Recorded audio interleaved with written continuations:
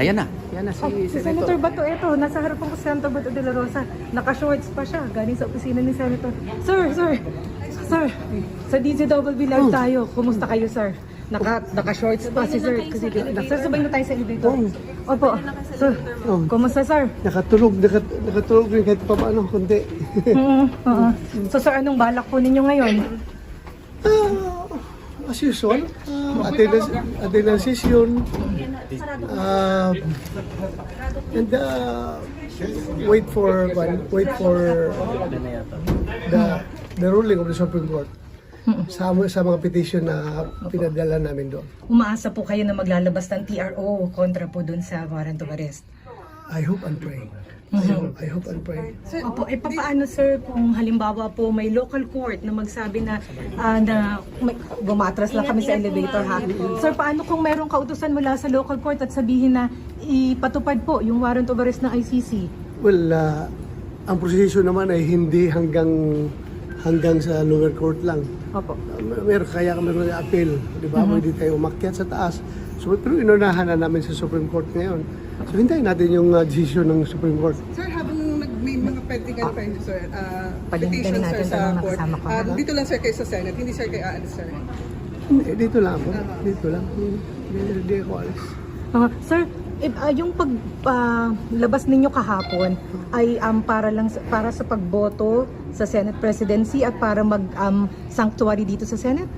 Lahat na yung rason na gusto niyo makita as far as I'm concerned. Yun na lahat. Saka nahihiya na ako sa taong bayan na sige, hanap sa akin na sumusweldo na ako. Kahit na hindi ko kiniklaim yung sweldo ko dyan sa baba, kahit hindi ko kiniklaim, I have to show up. Lalo na itong crucial na moments na ito. So sir, ibig sabihin since November, never kayo nag-claim ng pay? Or... Meron atang ilang buwan na na-claim ko, na-claim ng staff ko, pero hindi ko kinuha. Paano ko makuha na wala man ako dito? Kasi nandun lang sa staff ko. Pero yung mga latest month na hindi na claim. Opo. Sir, kasi sinulatan kayo ng Ethics Committee, pinagpapaliwanag kayo sa inyong matagal na pag-absent at yung hindi-encourage pa kayo na wag na kumuha ng sweldo.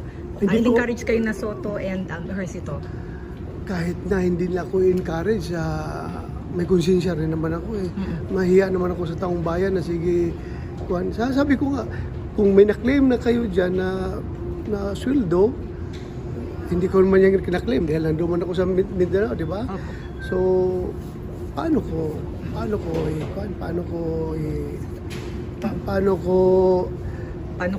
kukunin? Sabi ko, gamitin nyo dyan sa kawanggawa kung anong mga relief efforts natin dyan na gamitin niyo para mapunta sa taong bayan yung pera na yan. Opo. Sir, saan kayo nagtago? Pwede bang malaman?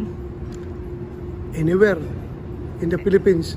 Pero ano general description sir? I mean, in Davao, Sabi ko nga, Sa Mindanao ba, sir? Luzon? Madamuhan, anong description lang sir? Description Hindi po. lang sa Luzon, Visayas, Mindanao. So, Basta I didn't leave the Philippine jurisdiction dahil mahal kong Pilipinas. So, I nagpalipat. will live and die in this country. So, hindi kayo papayag na ilipad kayo sa Netherlands? Sino bang Pilipino na gustong litisin sa ibang bansa? Sino? Kahit sino. Tanungin natin sino Pilipino gusto gano'ng mangyari. Kaya ibig sabihin, sir, hindi kayo magpapasakay sa eroplano kahit anong mangyari, hindi kayo magpapadala sa Netherlands? We will exhaust all available means. Legal means. Kailangan gawin natin lahat para hindi na tayo madala doon sa dahig. Sir, legal means walang pwersa, hindi kayo gagamit ng inyong influence at lakas ninyo at yung kakayanan ninyo bilang dating pulis? Well, I leave it up to the Lord.